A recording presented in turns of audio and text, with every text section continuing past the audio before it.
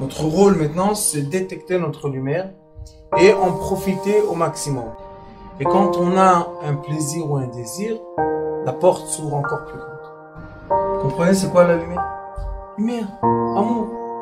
C'est pas important qui tu es, où tu es, comment tu es. Dieu t'aime.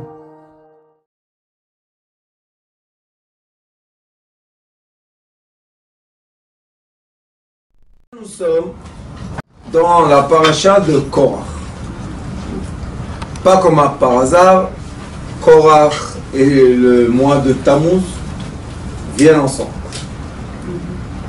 Le Ari Akadosh nous explique que le mois de Tammuz jusqu'à Tisha B'Av, c'est le mois que Akadosh Baruch Hu a donné la permission, on va dire à l'énergie à l'envers, polaire, de régner. C'est pour ça qu'il est écrit qu'on ne se balade pas trop dans les rues, qu'on ne fait pas trop de choses, se vanter, se montrer. C'est pour ça qu'on va faire la projection à Elul, à Nile Dodi, Dodili. On est bien arrangé, bien collé à quelque chose. Et Korach, qu'est-ce qu'il a fait? Korach, il faut dire premièrement les bonnes choses. Parce que toujours il faut positiver son ennemi. Korach a parlé du mal de Moshe Rabbeinu. Quel mal il a parlé? Korach lui a dit, nous sommes tous purs. Pourquoi toi, tu dois diriger le peuple d'Israël? Pourquoi toi, tu t'es fait le chef? Il dit à Moshe Rabbeinu,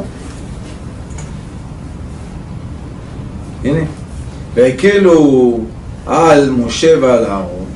Ça veut dire il a Kalou. Kaal, c'est une assemblée qui est venue vers Moshe Aaron. Pourquoi tu n'es pas venu tout seul, Korach? Et Korach, il ne faut jamais oublier que c'était un des 4 qui tenait l'arche de l'alliance. Pour tenir l'arche de l'alliance, il fallait être pur dans la pensée, dans la parole et dans l'action. Les gens qui étaient à côté de l'arche de l'alliance, c'était des gens très très très saints. Alors comment quelqu'un tellement saint comme Korach, un jour a osé parler du mal de Moshe Rabbeinu? Et quel est le mal qu'il a parlé? Il n'a pas dit à Moshe Rabbeinu, toi tu es pas à la hauteur de diriger le peuple d'Israël. Juste il lui a dit, pourquoi toi et pas moi? Il lui a dit, Vaïkalou al Moshe val Aaron, ואמרו עליהם רב לכם, כי כל העדה כולם קדושים ובתוכם השם. מדוע תתנסו על קהל השם? Il lui a dit, on est tous purs, donc pourquoi vous et pas nous? Ça c'est une grande question dans la vie, dans le chemin des bergers. Toujours un berger qui n'a pas, on dit comme ça, qui n'a pas des forces négative contre lui, n'est pas un vrai berger. Le vrai berger, c'est obligatoire qu'il y ait des gens qui veulent le contredire. Et ce n'est pas des gens qui vont contredire le berger et ils vont dire tu n'es pas apte d'être le berger. Ils vont dire pourquoi toi et pas moi. Maintenant, sachez qu'un berger, pour arriver à son stade de berger, il a passé beaucoup d'épreuves. Korach, on n'a pas entendu aucune épreuve qu'il a passée. Où sont les épreuves de Korach? Où elles sont écrites? Nulle part. Donc, Moshe Rabbeinu, on a beaucoup d'épreuves qu'on voit qu'il a eues avec qui ça a commencé avec le pharaon. Après, sa mère, elle a été obligée de l'éloigner de la maison. Après, on a vu qu'il a été adopté par l'Égyptienne. Et après, on a vu qu'il s'est brûlé la langue. Et beaucoup d'épreuves. Et il n'a jamais dit non. Toujours, il a accepté les épreuves. Ça, ce sont les indigos. Les enfants indigos, quand on voit le parcours de leur vie, combien d'épreuves. Un moment, ils n'ont pas dans leur vie de quoi? De tranquillité. Ils n'ont aucun moment de tranquillité. Pourquoi? Qu'est-ce qu'ils ont fait de mal? Et à la fin, quand ils arrivent à être les leaders, parce qu'ils doivent être les leaders, ils sont aptes d'être les leaders, Maintenant, tout le monde les attaque. Qu'est-ce que tu attaques? Tu l'attaques de quoi? D'être apte, d'être le leader. Qu'est-ce que tu viens nous dire? Et où on voit ça dans les lettres? Rav lachem, lachem on écrit lam et traf même. Et après il écrit qui kol haeda kulam. Kulam, velachem, c'est les mêmes lettres. Donc qu'est-ce qu'il dit? Qu'est-ce qu'il a dit? Il n'a rien dit de méchant, Korach. Juste il a dit, on va voter, on va faire les élections. Je vais vous expliquer. Si Korach aurait pris le dessus sur Moshe, qu'est-ce qui serait passé? Akadosh Baruch Hu a promis à Moshe Rabbeinu qui va être le berger qui va faire rentrer le peuple d'Israël en Israël. Voilà. Et son serviteur Yoshua, c'est lui qui va les faire rentrer. Vous pensez que Yoshua c'était quelqu'un qui est né dans la rue, qui est venu par hasard? Yoshua, vous savez c'est quoi son histoire? Le Yoshua était dans le royaume de Pharaon. Vous savez que c'était un bébé qui a été jeté dans la mer, Yoshua. Un grand poisson l'a avalé et ils ont attrapé le poisson et le jour du moulet de Pharaon, Pharaon a ouvert le poisson et il y avait là-bas Yoshua. Donc, oui, ils ont grandi dans les mêmes circonstances. Ils ont fait la guerre avec le roi du monde. Vous savez c'est qui est Pharaon? Pharaon c'était le roi du monde. Qui pouvait parler avec lui? Et Yoshua, il rentre avec Moshe, il fait tout ce qu'il fait. Dites-moi, qu'est-ce que vous pensez? Que quelqu'un a fait ce trajet-là, et à la fin il arrive en haut, on lui dit, ah toi tu vas être le président de cette société, pourquoi toi? Pourquoi pas moi? Qu'est-ce que tu as fait comme travail? Qu'est-ce que tu connais dans la politique? Moshe Rabbeinu est rentré en Égypte, il a fait les 10 coups, vous pensez que c'était facile pour lui? Pharaon l'a menacé de le tuer, et Moshe Rabbeinu il continue. Et il revient, et il repart, et il réexplique, et il reparle. Et après il vient Korach, il dit, pourquoi toi? Et moi? Oui, toi. C'est la jalousie. Toi, je t'ai donné ta place. Voilà, tu es un des 4 qui tient l'arche de l'alliance. C'est très honorable. Non, Ani rotse liot rosh. Je veux être à la tête. Mais le problème, je vous ai déjà dit beaucoup de fois, et vous voyez qu'on peut suivre dans toutes les parachutes les enfants indigo, que être tête, il faut naître tête. On ne peut pas devenir la tête si on n'est pas né avec un caractère de leader. Celui qui sait diriger les choses, c'est très très bien. Tu seras un ministre, c'est très très bien. Qu'est-ce qu'il y a de mal d'être le ministre de l'Intérieur, ministre de l'Agriculture? C'est bien, c'est un travail. Tu as ton réseau à faire, fais ton travail. Mais être un leader, vous pensez que c'est comme ça? On vient, on tourne la carte, hop, je suis leader? Non. Une fois j'ai écrit un article qui a été partagé sur internet. J'ai écrit Som Tassim Alechamer. Pourquoi on choisit un roi et après on le cible? C'est quoi? C'est un masochisme. Tu as mis un roi. Laisse-le être le leader. Qu'est-ce que c'est cette histoire? Qu'est-ce que tu veux chez nous? J'ai été avec un chauffeur de taxi aujourd'hui. Il m'a dit, j'étais chez Rabbi Amram Ben Diwa, maintenant il y avait une Iloula, au Maroc. Il m'a dit, si tu aurais vu au Maroc, si quelqu'un ose parler du roi, ose, hein, il ouvre sa bouche, on le coupe la tête. Qu'est-ce que c'est parler contre le roi? C'est qui te donne à manger? C'est qui emmène le blé? C'est l'idolâtrie, la démocratie. Et on voit ici, dans la paracha. Pourquoi c'est de l'idolâtrie? Parce que ça emmène la machloket. Et quand il y a la machloket, il y a quoi, vous savez? Quand il y a la machloket, c'est pas qu'il n'y a pas de shalom. On ne peut pas construire. Alors moi, je vais vous dire la vérité. Je vote pas pour la démocratie. Il faut voter pour les leaders. C'est comme si on est dans une maison.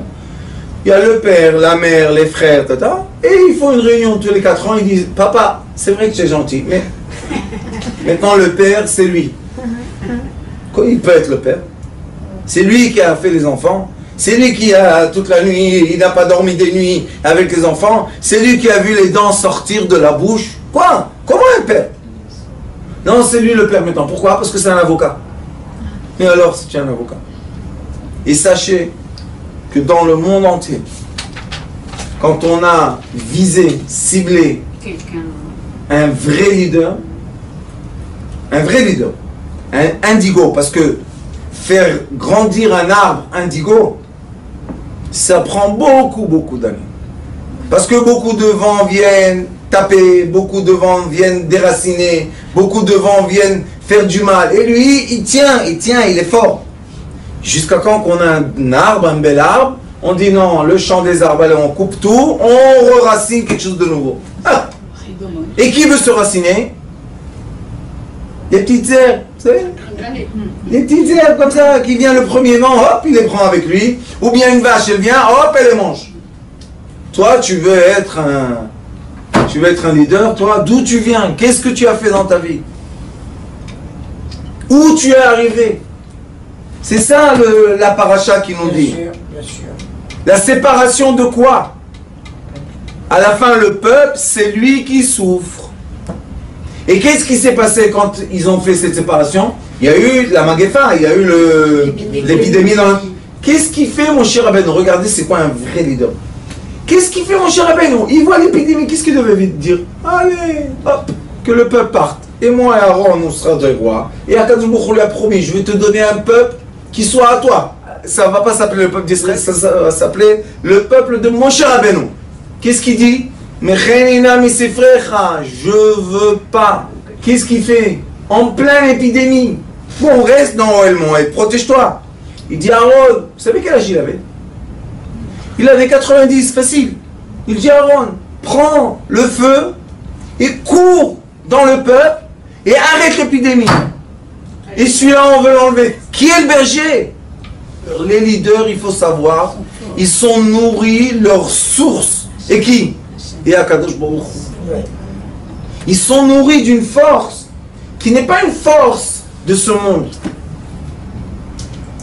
Il a peur de personne et de rien. Vous savez, le peuple très religieux en Israël, les orthodoxes, les vieux, sont partis. Les jeunes, aucune force. Aucune force d'être leader. Ils ont peur. Un jour, ils signent ça. L'autre jour, ils signent à l'envers. Un jour, il y a une halakha comme ça. Après, il y a l'halakha exactement à l'envers. Et le peuple, il ne sait plus quoi faire. Est-ce qu'ils ont le droit d'être leaders, ceux-là? Ils n'ont pas le droit d'être leaders. Pourquoi ils ne sont pas des leaders? Parce qu'ils n'ont rien fait pour ça. Quelle est la liste des épreuves? Rien. Chaque génération a besoin de son leader. C'est pour ça qu'Akadosh Baruch Hu dit à mon cher Rabbeinu, toi tu es le leader du désert. Tu ne pourras pas être le leader de la terre d'Israël. Yoshua pourra être, parce qu'il doit diviser la terre d'Israël, il doit la donner au peuple d'Israël. Et vous croyez que le peuple d'Israël, c'était des faciles? Quand il a fait les Goralot, vous croyez que c'était des faciles? Ils ont dit, ah, il n'y a pas de problème, Yoshua. Yoshua devait être quelqu'un de très très fort pour le dire, toi, c'est ici ta frontière, tu ne bouges pas à 1 mètre. Et toi, c'est là ta frontière. Et toi, c'est ici. Et le temple, un peu à Binyamin, un peu à Yehuda, où on met le temple, comment on va le mettre, qu'est-ce qui va se passer? C'est des gens qui prennent des décisions très très difficiles. Ceux-là, ce sont les indigos. Les indigos, ils sont nés avec quoi? Avec le programme d'être les leaders d'un peuple. Ils ont la force de prendre sur leurs épaules le problème de son prochain. Pourquoi? Parce qu'ils sont attachés avec 3 points en haut. Ils ont le point en haut. Ceux qui sont en bas, c'est le point qui les tire vers la matière. On ne peut pas être un vrai leader quand on est trop attaché à la matière. Pour être un leader, on doit être attaché à quoi? À la pensée, à la volonté, à la vision, à l'horizon. On doit être avec une force qui est au-delà de matière. Parce que si chacun fait attention à sa matière, ça y est, chacun dans son petit coin, il n'y a plus de peuple. Il y a des gens individuels. C'est comme aujourd'hui la démocratie. On va une fois par je ne sais pas combien d'années mettre le petit papier, et après chacun le rentre dans son petit coquillage, et c'est fini. Il n'y a plus bonjour avec le voisin, il n'y a plus rien du tout. Comment ils communiquent aujourd'hui? WhatsApp groupe. Sauf dans les shows. Dans les shows, ils essayent d'être ensemble, mais quand ils font la guerre avec quelqu'un, c'est tous contre. ils l'effacent le pauvre. Alors aussi, il y a un problème. Pourquoi? Parce que le leader n'est pas un leader. Rabbanit, si le leader est un leader, il aurait permis qu'on écrase une personne, une famille ou quoi que ce soit. C'est quoi le vrai leader? C'est quelqu'un qui voit les faibles de son groupe et les protège. Pas celui qui dit allez on écrase le faible, demain matin ça sera toi le faible. Toi aussi on va t'écraser, tu veux? Non, tu veux pas. Alors pourquoi tu le fais à ton prochain? Et ça ils ont dit les sages, ne fais pas à ton prochain ce que tu détestes. Avant c'était aime ton prochain comme toi-même. Mais après qu'est-ce qu'ils ont dit? Ne fais pas à ton prochain ce que tu détestes qu'on se te fasse à toi. Qu'est-ce que c'est ça? Ça c'est des leaders? C'est pas des leaders. Pourquoi? La personne fait du mal à lui, elle lui dit, il mérite. Si moi j'aurais fait ce qu'il le fait, eh ben moi aussi j'aurais mérité. Alors c'est pour ça qu'on est obligé de comprendre qu'est-ce qui s'est passé dans cette paracha. Un monsieur qui s'appelle Korach, qui avait une force spirituelle très élevée, on ne peut pas dire, puisqu'il tenait l'arche de l'alliance, c'est pas n'importe qui, s'est renversé à un moment contre le vrai leader. Et pourquoi le vrai leader, mon cher Rabbeinu, ni il avait l'arche, ni il avait le pain, ni il avait la menorah, rien du tout, mon cher Rabbeinu. Pourquoi? Et même ses enfants, il les nommé rien du tout. Vous savez qu'après lui, les enfants, Gershom et Eliezer, rien du tout. Il a dit, là, diriger un peuple, on ne peut pas faire ça en héritage. Diriger un peuple, il faut naître. Et c'est pour ça que les sages disent, Gadol Shimusha Milimuda. Vous savez c'est quoi Shimusha? Shimusha, c'est quand on est le serviteur d'un grand. Après qu'on est le serviteur d'un grand, on peut devenir. Pourquoi? Parce qu'on voit les problèmes, on voit les nuits, on voit les jours. J'étais, Baruch Hashem, presque 20 ans avec le Rav Klein. Nuit et jour. Des fois, les gens, le Rav Klein, c'est un des décisionnaires de cette génération. Les gens, des fois, ils me disaient, mais on veut rentrer. Je lui dis, dis-moi, et si tu veux rentrer, alors ça veut dire que lui, il est à ta merci. Qu'est-ce que ça veut dire, tu veux rentrer? Et lui, il ne veut pas dormir, il n'a pas une famille. Mais je veux lui poser une question. Tu veux poser une question? Mais quand on voit le peuple, on voit le... C'est la seule façon de diriger un peuple. De prendre sur ses épaules. Et maintenant, nous sommes presque 70 ans après la Deuxième Guerre mondiale. Et le Zohar HaKadosh dit que toutes les 70 ans, HaKadosh Baruch Hu change de dirigeant. Tous les 70 ans. Il y a un nouveau vent. On veut, ça y est, on est fatigué. Mais pour accueillir Mashiach, il faut être prêt. Il faut premièrement un peuple. On est divisé. On m'a raconté maintenant dans la communauté du sud de l'Amérique, maintenant on a développé ça, on m'a dit que là-bas, il y a des synagogues que si tu as des baskets, tu n'as pas le droit de rentrer à la synagogue. Oui, j'ai entendu ça. Si tu n'es pas habillé comme eux, ils veulent que tu sois habillé, tu ne rentres pas. C'est quoi ça? Combien de juifs sont expulsés du judaïsme? Personne ne dit rien. Pourquoi? Alors moi je leur ai dit, vous savez qu'est-ce que je vais faire? Je fais une communauté du sud de l'Amérique et tous ceux qui veulent venir, bienvenue. 3 semaines après ou 4, la chanara contre moi, fou. Jusqu'à quand que c'est arrivé chez moi, déjà ça a pris des ampleurs. Je leur ai dit, ah bravo. Je leur ai dit, celui-là, ce rave là qui parle, emmenez-le moi à le voir. On va se regarder dans les yeux, on va bien comprendre de quoi on parle. Après 2 jours, il a dit, non, non, non, je ne veux pas parler contre le Rav Schneider. Ah, pourquoi tu as parlé? Comme ça, en public. En public, oui. C'est facile. Tu me connais? Tu m'as vu? Tu m'as interrogé? Tu m'as fait quelque chose? Rien du tout. Ah, pourquoi tu parles? Parce que tu n'es pas un leader. Parce que si tu es un Korach, si tu serais un vrai leader, tu serais venu partager. Qu'est-ce qu'il y a? On a une communauté, il y a des gens, il y a des juifs. Quoi? Tout le monde est comme ça, on peut tuer tout le monde, il n'y a pas de problème. Pourquoi? Pour avoir son siège?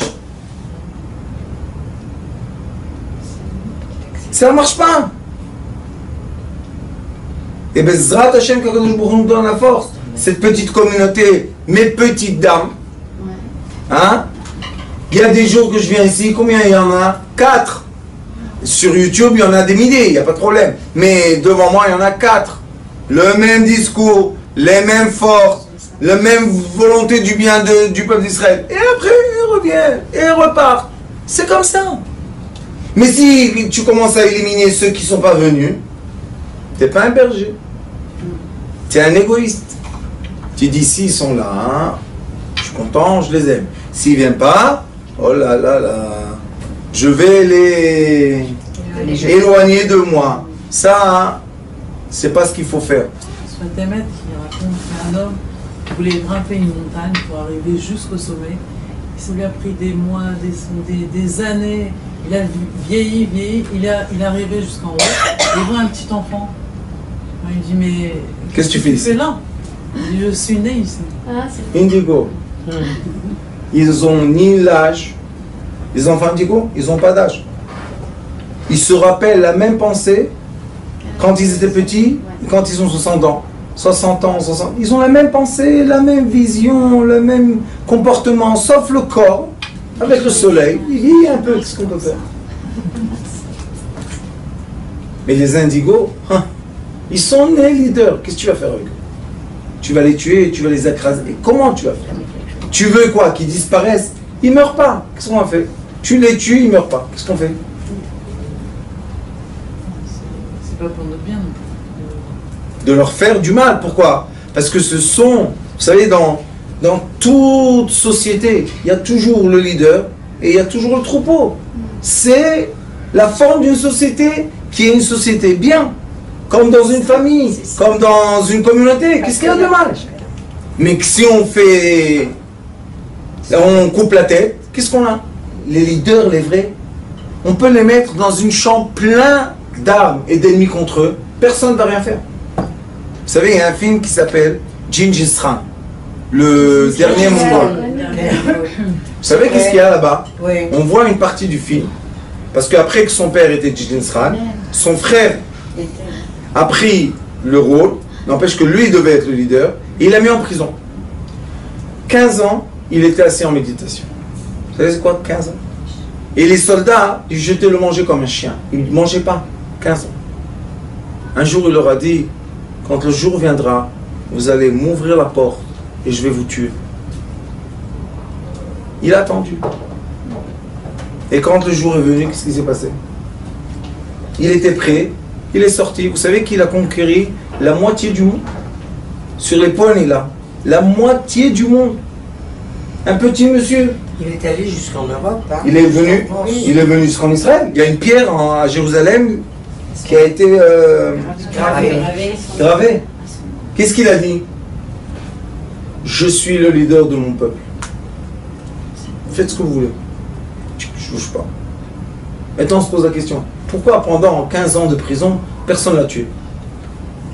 C'est pas une question, ça? Parce qu'ils n'ont pas osé. Pourquoi il ne pouvait pas le tuer? De quoi? Il est emprisonné, qu'est-ce qu'il peut faire? Non, il inspirait de la crainte par son attitude. Vous savez, c'est comme qui? C'est comme Youssef Hatzadik. Ses frères l'ont attrapé, l'ont jeté dans le puits. Ils ont tout fait pour le tuer. Il n'a pas bougé. Pourquoi ils ne l'ont pas tué? Tuez-le. Après, il est esclave. Pas bougé. Toi, Potiphar, tue-le. Tu ne peux pas le tuer. Tu peux rien leur faire. Pourquoi? Parce que leur aura, leur esprit est tellement fort qu'on ne peut pas les tuer. Ça, c'est les vrais leaders. On ne peut pas les atteindre. Ça, c'est les vrais leaders. Qu'Akadosh Baruch Hu Bezrat Hashem nous envoie dans cette génération des vrais leaders. Amen. Des gens qui emmènent dans le monde de l'amour et de la paix et de l'union. On va voir Bezrat Hashem la lumière de Mashiach. Amen.